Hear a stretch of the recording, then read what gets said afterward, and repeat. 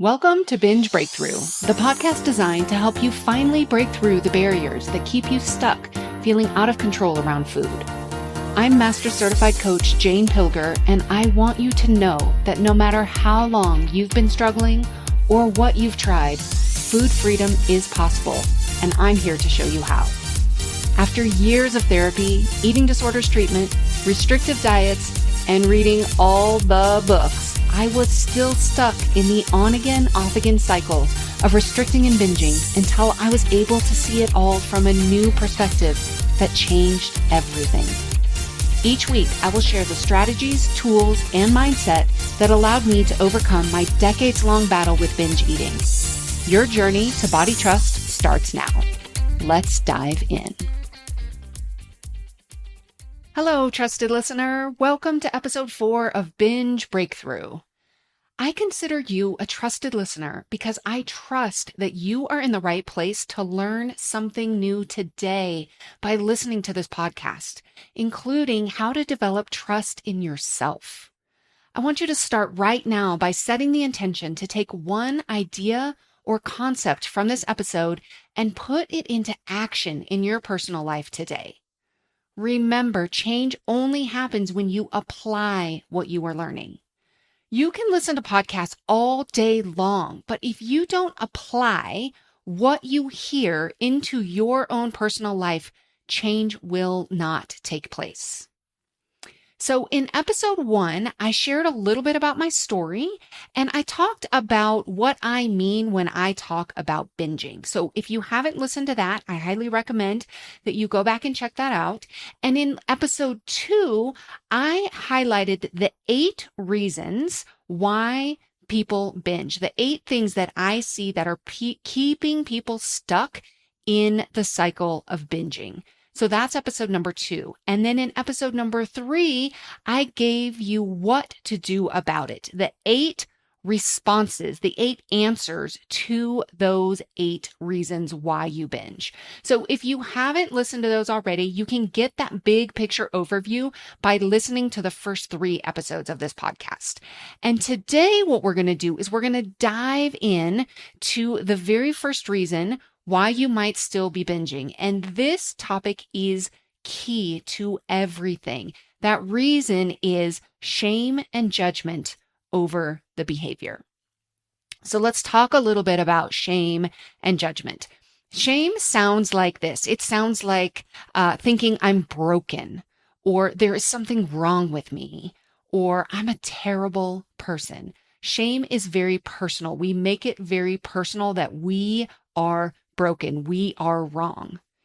Judgment sounds more like criticism, disapproval. So judgment sounds like, I can't believe I did it again. I have no control. I have no willpower. I'll never figure this out. I'm disgusting. Both of these, shame and judgment, are so common amongst people who binge or who feel out of control around food. I know I felt both of these feelings very, very deeply. I had so much shame over my behavior that I kept it a secret. I did not talk about it for years. I did not want anybody to know what I was doing or how I was behaving with food behind closed doors. I was just certain that people would not approve of me. They would not love me. They would never see me in the same way. And the judgment, I had so much judgment towards myself over what I was doing. I felt like I was out of control, that I was disgusting, that I would never be able to figure it out. I was so critical of myself every time I did it. Now, this is very common. It's very common to experience shame and to experience judgment. But here's why it's the number one problem. Because if we have shame and judgment about what we're doing with food, long-term change is very unlikely. So I want you to think about children. And if you don't have your own children, chances are good you've been around kids enough to know how they respond best. Do kids respond well to judgment or disapproval? No, they shrink. they shut down, or sometimes they even act out. We are the same way. And many of us still have a very young part of us inside that will respond to shame and judgment in that same way. So when I was younger and when I felt judged, I basically responded by going to my room and slamming the door. That's how I dealt with judgment that I perceived. And later on, I actually realized that my binging was actually me slamming the door on myself because I didn't want to be on the receiving end of that judgment that I was inflicting upon myself, of that criticism and the disapproval for what I was doing. And with shame and judgment, so often we don't even realize that we're doing it. It's become this practice for so long, we don't even have to think about it. It's just part of how we respond. Those thoughts are on autopilot every time, often even when we start eating in a way that we might not want to eat. We start eating, we start judging ourselves, we start criticizing ourselves, and often we end up eating more and longer just to get away from that judgment and the criticism that we are heaping upon ourselves. But even if we have been doing this for a long time, and even if it feels like it's on autopilot, change is still possible. No matter how long you've been judging yourself, you can choose a different path. So how? That's the question, right? How do we change? Change always starts with awareness. So I want you to just start to notice how often you judge your eating behaviors. And that can sound like, oh, I'm being so good, or oh, I was so bad. Judging really is looking at something as good or bad, right or wrong. So just start to notice how often you judge your behaviors around food and what it sounds like internally. And so the best way to shift out of judgment is by getting curious.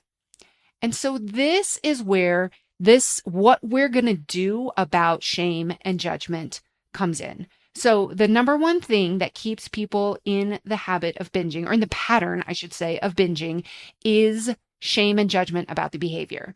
And what to do about it is to understand why you started and why you haven't stopped yet. Now, we don't have to dig deep into our past and to stay there, but personally, I find that it's really helpful to understand why you might have started binging, secret eating, or just turning to food in the first place. So I want you to get curious. Can you remember either your first binge or when you started eating food, sneaking food, kind of turning to food for something else? Can you remember that time? Now, some can remember a very specific situation, and for others, it's more vague, just kind of more of like, I think it was about this time in my life. There's no right or wrong answer here. There's nothing, it doesn't mean anything if you can remember something very specifically, and it doesn't mean anything if you can't remember something very specifically. This is just an invitation to get curious. So for me, I have a very specific recollection. My first binge was my very first semester in college. I had received a care package of a box full of Halloween candy, and I opened that box and I proceeded to eat the entire box full of Halloween candy. And I remember sitting on the floor, surrounded by wrappers, and just being terrified, and not terrified, but mortified, I should say. There was shame. There was judgment. I thought there was something wrong with me. I had no idea what was going on. I can really put myself in that place. Then what you want to do is get curious. What was going on at that time? So for a lot of people, there might have been a significant event. Maybe there was a move, maybe even a death in the family, death of a loved one. There could have been something big going on, like abuse. For others, maybe it was a parent taking you to Weight Watchers, or withholding food, telling you couldn't eat as much as your siblings because you were the fat one. So as you start thinking about this, ask yourself the question, as you think back on this time when you started turning to food kind of in a different way, ask yourself this question: how does it make sense that I started turning to food or sneaking or binging at that time? For so many people, it was a brilliant solution in that moment. It was what their brain figured out to do to take care of them. And this is what I realized for me. It made so much sense. I was away from college. I was away from my family, from my friends for the first time. The secure connections that I had were no longer there. I did not know very many people at college when I went away. I also didn't know how to deal with the big emotions that were coming up for me. I did not have that skill. So for me, then I can see, oh, it makes so much sense. I also had been undergoing some pretty restrictive dieting. So when I put all of those things together, oh, yes, it makes so much sense. So many people find relief just in this exploration because they can see that they aren't broken. Now, this doesn't solve the pattern today, but it does help you understand why it may have started, and also to start to have a little compassion and awareness for yourself. Okay, so we talked about judgment, and curiosity is the answer to judgment. When we see ourselves in judgment, we can get curious, start to get curious. That is the answer to shifting away from judgment, is we shift into curiosity. But we're also talking about shame today, shame and judgment. And shame is going to be a little bit different in terms of how we want to respond to shame. And I love looking at the work of Brené Brown. So if you haven't heard of her, she is a brilliant shame researcher. She has a lot of amazing things to say about this. And one of the quotes from Brené that I love is this. She says, if you put shame in a petri dish, it needs 3 things to grow exponentially: secrecy, silence, and judgment. If you put the same amount of shame in a petri dish and douse it with empathy, it can't survive. I love this so much because it tells us shame cannot survive in the light. It grows and it thrives in the darkness. So she says in this quote, shame needs 3 things to grow exponentially: secrecy, silence, and judgment. We've been talking a lot about judgment today, and what we can see with this research and with this quote is that judgment increases our shame. So one of the ways that we work on shame is by also working on our judgment, because if we can decrease our judgment, the shame is naturally going to decrease. But the other 2 factors that are exponentially going to increase shame, in addition to judgment, are secrecy and silence. Think about this. How many of you eat in secret? I know I did. I never ate the way that I used to eat when I would binge. I never ate that way in front of anybody else. Never. To this day, I'd never ate that way in front of anybody else. I can remember a couple of times actually catching a glimpse of myself eating, binging in the mirror, and almost being shocked at what I was doing. It's that secrecy. We don't want anybody else to see. We don't want anybody else to know. The silence. We don't want to tell anybody else what is going on. So if shame cannot thrive in the light, and in this quote also, she tells us that when we douse shame with empathy, it can't survive. This means that in order to work with our shame, we need to bring it out into the light. We need to talk about it. So this looks like finding somebody, a safe or a trusted person to talk to, and sharing your experience. So many people have never talked about it with anyone because they're so afraid of what others will think. All of the judgment they have about themselves, they are sure that others would feel the same way. This was me. I didn't tell my husband about my eating, my binging, until we had been married for a couple of years, and I was so sure he wouldn't love me anymore. Now, that didn't turn out to be true, but I had so much shame about it. It took me so long to be able to talk about it openly with my husband and even with my best friend. It used to take me hours, sometimes even days after a binge to be ready to even talk about it. But the more I practiced talking about it, the more I was met with love and compassion when I did talk about it, the more I was able to see that it was really all okay and that I wasn't the awful, terrible, broken person that I thought I was. And I got to see that I could still live a very meaningful life, even if I was preoccupied with food and my weight a lot of the time. And the more I talked about it, and the more I worked to understand why it was happening, instead of beating myself up for it, the less frequent the binges became. And I was able to learn from them, to understand why they were happening and what I could change and adjust to prevent them in the future.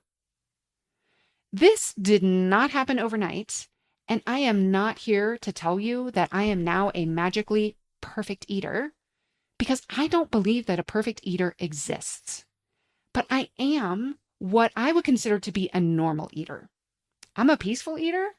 I eat what I want. I stop when I'm satisfied. I try the seasonal foods and the sweets that sound good to me, but I no longer need to eat them frantically all at once while driving home from the store, not really tasting anything. I eat in a way that I enjoy and that gives me energy for the things I love to do in life. And my days are no longer consumed by food and thoughts about food. Food does play an important role in the energy that it gives me, but it's not the leading role in my life. This type of food freedom is truly available to anyone, so long as your basic needs are being met. And I really emphasize that your basic needs need to be met in order to be able to truly grasp onto this food freedom. Because one of the ways that this shows up for people that can be really challenging to really capture that food freedom is through food scarcity. And food scarcity can be real or it can be perceived. And I'm going to talk a lot more about this in the next episode, which is reason number 2, why you may still be binging. So stay tuned. Be sure to stay tuned for that. I have a lot more to say about this. But for today, here's what we're focusing on. The number one way to stop binging is to remove the shame and the judgment. Notice when they start to arise, what they sound like. What are the sentences that create the experience of shame for you? What are those sentences that create the experience of judgment for you? And commit to a different response. Get curious. Shift from that judgment to curiosity. See if you can find any empathy when you're feeling that shame, or can you find someone else who can provide that empathic ear for you? If you have never talked about this before with anybody else, I want to invite you to consider that there may be somebody in your life that you can talk to. If that's it, whoever that might be, I have some resources on this. I have a masterclass about how to talk to your loved ones about your secret eating. You might consider listening to that if this is something that you've never done before. I will walk you through the process of what that looks like. And we understand why you started. Get curious about what was going on for you when all of this stuff with food kind of started taking place in your life. And then we understand why you haven't stopped.